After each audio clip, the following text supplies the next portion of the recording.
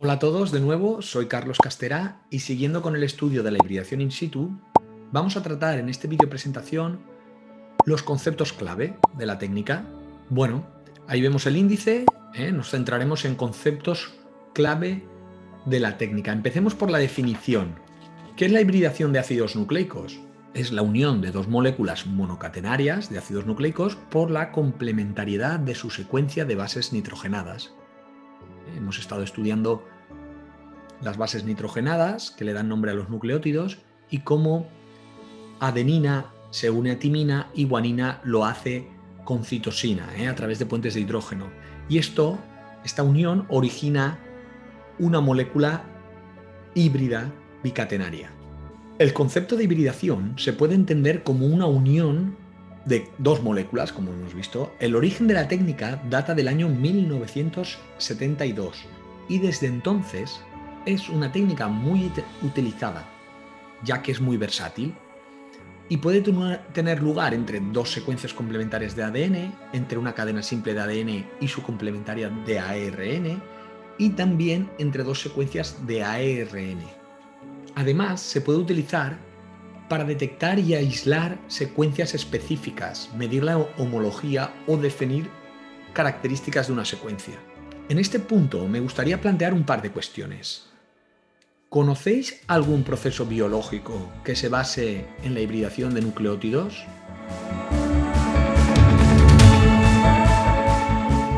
Sí, hay varios. La replicación lo hace y la transcripción también. Son dos procesos biológicos que se basan en esta propiedad de los ácidos nucleicos. Y otra pregunta. ¿Conocéis alguna técnica de biología molecular que se base en la hibridación de ácidos nucleicos? Os doy un tiempo para que penséis en esta pregunta. También os puedo dar una pista. Hay más de una técnica que se basa en el proceso de hibridación.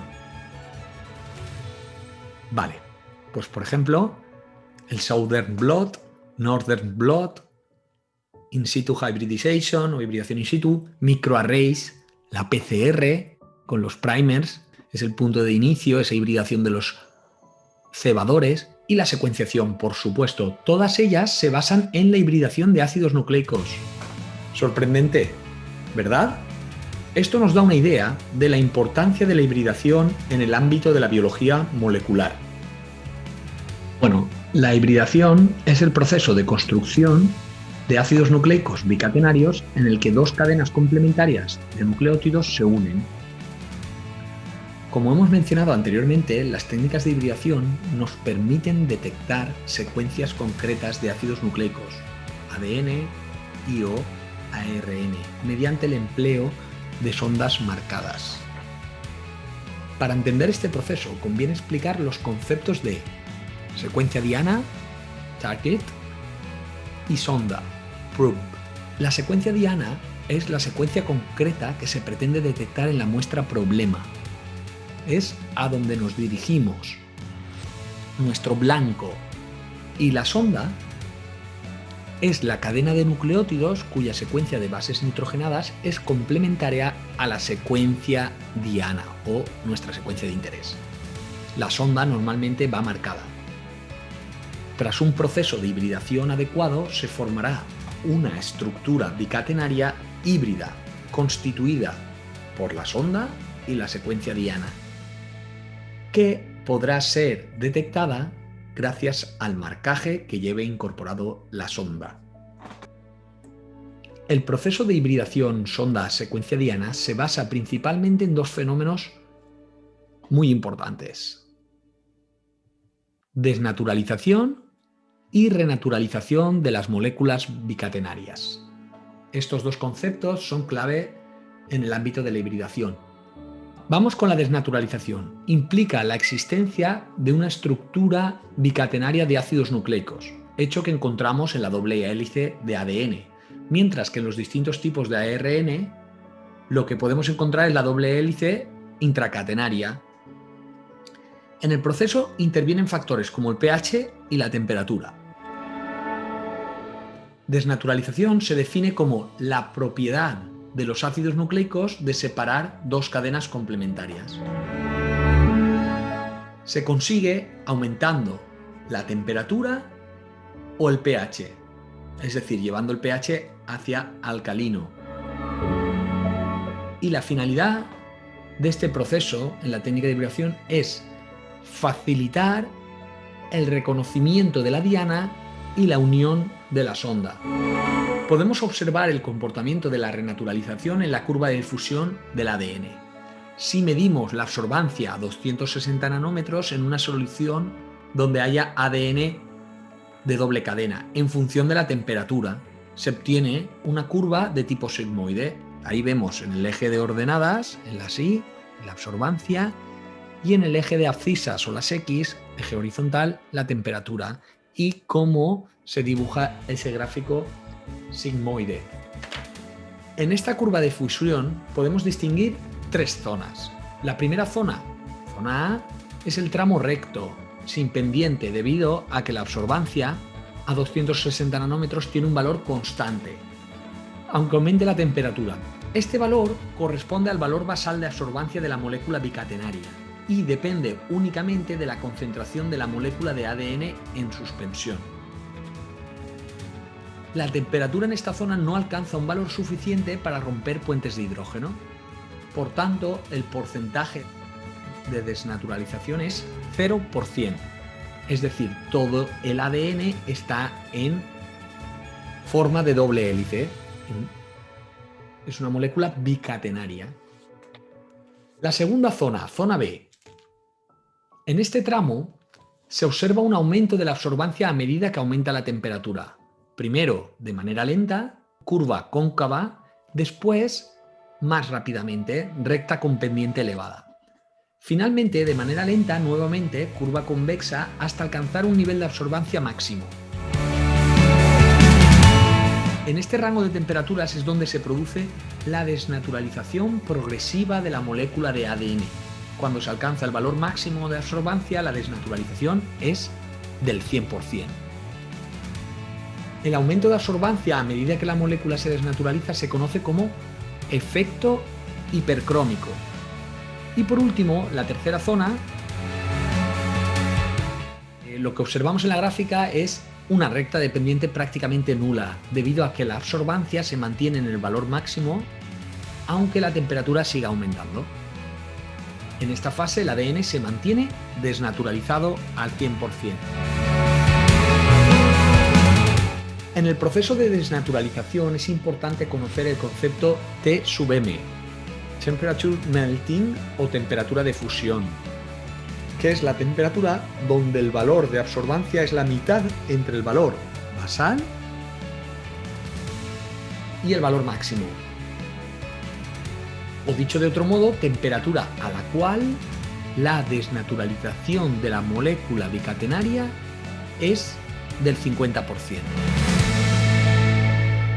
Para pequeñas moléculas, menos de 500 pares de bases, la temperatura de fusión T sub m aumenta con la longitud de la doble cadena, mientras que para moléculas de más de 500 pares de bases, el factor más influyente en la temperatura de fusión ya no es la longitud, sino la proporción de pares de bases guanina-citosina. Recordemos que la guanina y la citosina se unen mediante 3 puentes de hidrógeno. En este gráfico observamos cómo se requiere mayor temperatura de fusión en el eje de abscisas a medida que aumenta el contenido de pares guanina-citosina en distintas secuencias bicatenarias, que sería el eje de ordenadas, el eje de la Y. Vemos aquí la temperatura y el porcentaje de guanina-citosina. A medida que aumenta el porcentaje de guanina-citosina, necesitamos mayor temperatura para obtener esa temperatura de fusión. Es decir, la desnaturalización del 50% de la doble cadena. Por lo tanto, podemos decir que se observa una relación directa entre las dos variables. Pasemos al concepto de renaturalización. Este es un proceso por el cual las dos cadenas de una molécula de ADN completamente separadas, desnaturalizadas, se vuelven a reasociar o a asociar. Este fenómeno se puede medir por la disminución de la absorbancia a 260 nanómetros. Por ejemplo, si aumentamos la temperatura podemos conseguir una desnaturalización térmica y si bajamos lentamente la temperatura, las cadenas pueden volver a reasociarse obteniendo la doble hélice original. Aquí veríamos en la izquierda el proceso de aumentar temperatura, se separan y como veis es un proceso reversible en el que se vuelven a unir las cadenas. Aunque la desnaturalización es un proceso reversible y los nombres nos hagan pensar que son procesos opuestos, pero similares, hay que tener en cuenta que la renaturalización es un proceso más complejo que sigue una cinética distinta. Como hemos visto, en la desnaturalización influye la composición de las bases, en cambio en la renaturalización influye la concentración. Es decir, en una solución que contenga ADN totalmente desnaturalizado, para que dos cadenas complementarias se reasocien, tiene que producirse un choque aleatorio entre ellas. Así que, cuanto mayor sea el número de cadenas en la solución, es decir, mayor sea la concentración de las cadenas, mayor será la probabilidad que se encuentren dos cadenas complementarias y, por lo tanto, mayor será la velocidad de renaturalización. Para grandes moléculas y genomas sin secuencias repetidas, como el de los organismos procariotas, la curva de renaturalización es una curva sigmoide, en la que también encontramos un punto medio, en este caso C sub 0T un medio, donde la renaturalización es del 50%.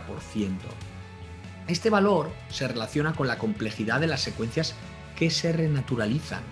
A mayor complejidad, mayor C sub 0T un medio. Es decir, la velocidad de renaturalización es inversamente proporcional, repito, inversamente, a la complejidad de la molécula. Aquí vemos las curvas de renaturalización de virus y bacterias. Describen una S, ya que todas sus secuencias son únicas y por lo tanto tienen la misma probabilidad de encontrar a su complementaria. Son, digamos, genomas simples. En cambio, en los genomas eucariotas, donde nos encontramos los humanos, encontramos una mayor complejidad de secuencias. En concreto, podemos observar secuencias únicas, secuencias moderadamente repetidas y otras altamente repetidas.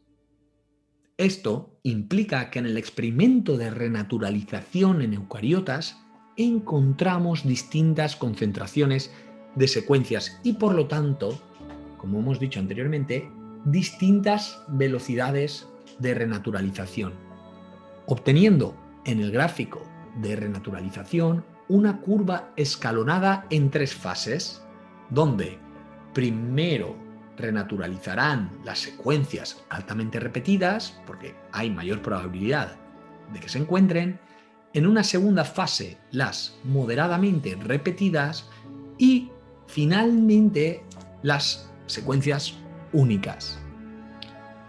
Bueno, y una vez vista la teoría sobre los procesos clave en el ámbito o en el tema de la hibridación, que son desnaturalización y renaturalización, recordamos estos dos conceptos, podríamos plantear unas cuestiones para que podáis interactuar y sobre todo clarificar estos conceptos.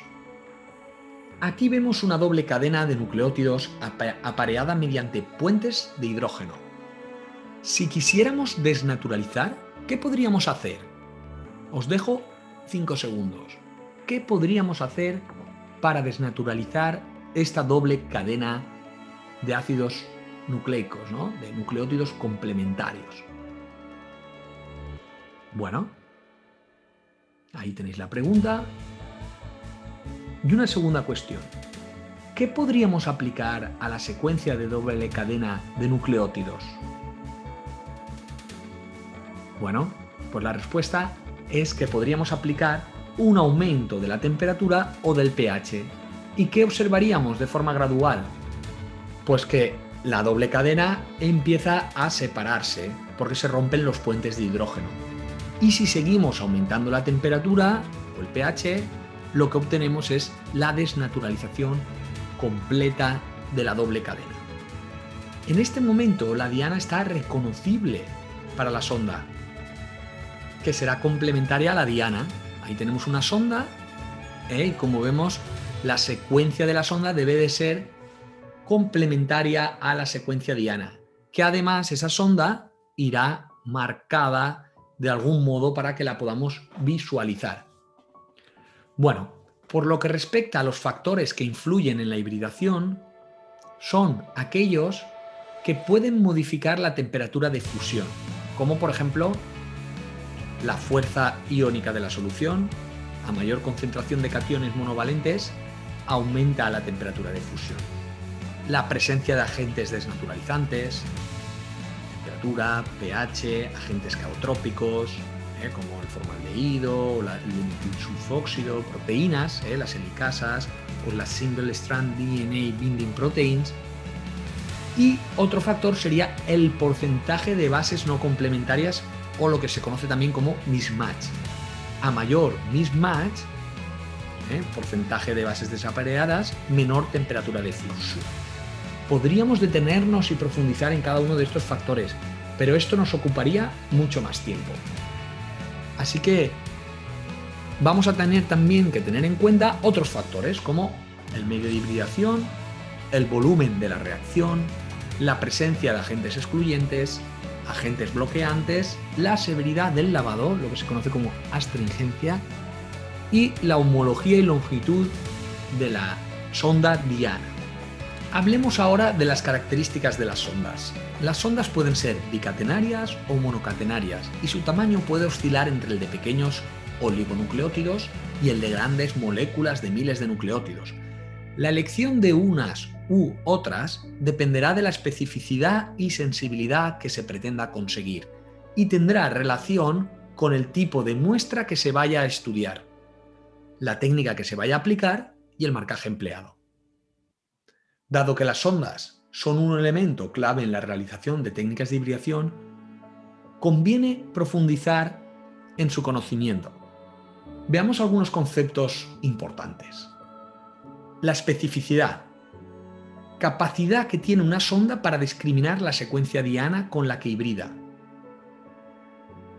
En general, se considera que el tamaño mínimo de la secuencia de una sonda para que sea específica debe ser de 16 bases. Las secuencias inferiores a 16 bases tienen una alta probabilidad de encontrarse repetidas a lo largo de un genoma, por lo que las sondas de ese tamaño hibridarían inespecíficamente con secuencias, dificultando así o incluso imposibilitando la detección específica de la región de interés. Otro concepto clave es la sensibilidad, probabilidad de detectar cantidades mínimas del híbrido sonda-diana. Y este concepto está en relación con el número de moléculas marcadoras que admite la sonda. Bueno, cuando hablamos de sondas, conviene tener en cuenta el marcaje de las mismas. Las sondas deben estar marcadas para poder detectarlas. Tenemos que detectar el híbrido con su secuencia diana, ¿no? Sonda diana. Por lo tanto, la finalidad del marcaje es poder visualizar los resultados de la técnica, ¿no? De la hibridación. El procedimiento para el marcaje de sondas dependerá del tipo de marcador que se utilice, el cual también condicionará el método de detección del híbrido. Podemos clasificar los marcadores en detección directa e indirecta. Por lo que respecta a la detección directa tenemos isótopos radiactivos, es decir, elementos químicos con capacidad de emitir radiaciones, como por ejemplo fósforo 32 o el tritio, y en estos casos para la detección del híbrido se realiza un revelado mediante autorradiografía con película de rayos X. Este método se utiliza principalmente en técnicas de hibridación e infiltro como Southern Blot, Northern Blot y Dot Blot. A pesar de ser muy sensible, presenta una gran sensibilidad, este tipo de sondas está en desuso, debido a que se requiere instalaciones e infraestructuras adecuadas, así como personal entrenado. Otro método directo es el que utiliza fluorocromos, es decir, compuestos químicos que emitan luz al ser excitados por la luz ultravioleta. Por ejemplo, derivados de la fluoresceína, la rodamina, las cianinas o la familia Lexafluor. Este método es el utilizado en la técnica FISH, que veremos en la próxima presentación. El empleo de varias sondas marcadas con diferentes fluorocromos permite detectar simultáneamente varias secuencias diana. Esto es especialmente útil en estudios de citogenética. Para su visualización se requiere un microscopio de fluorescencia. Por lo que respecta a los métodos indirectos, encontramos los actenos, que son pequeñas moléculas que se unen a la sonda sin alterar la especificidad de la sonda. Bueno, y son métodos un poco más laboriosos en cuanto al revelado, pero también presentan sus ventajas. Los más utilizados son la biotina y la digoxigenina. Bueno, para finalizar, si utilizamos sondas fluorescentes, os dejo una serie de puntos a considerar. Son puntos importantes a tener en cuenta en la valoración de sondas fluorescentes. Conocer los espectros de excitación y emisión del fluorocromo, asegurarse que la fuente de luz proporciona energía con la longitud de onda necesaria para excitar el fluoróforo, fluorocromo, asegurarse que el sistema óptico transmite la luz de interés, asegurarse que el detector es adecuado y sensible a la longitud de onda emitida y también seleccionar bien los filtros que transmitan la luz de interés y rechacen la que no emita el fluoróforo para así evitar fondo. Esto es todo, los conceptos claves de la hibridación. Ha sido un placer. Os espero en la próxima presentación.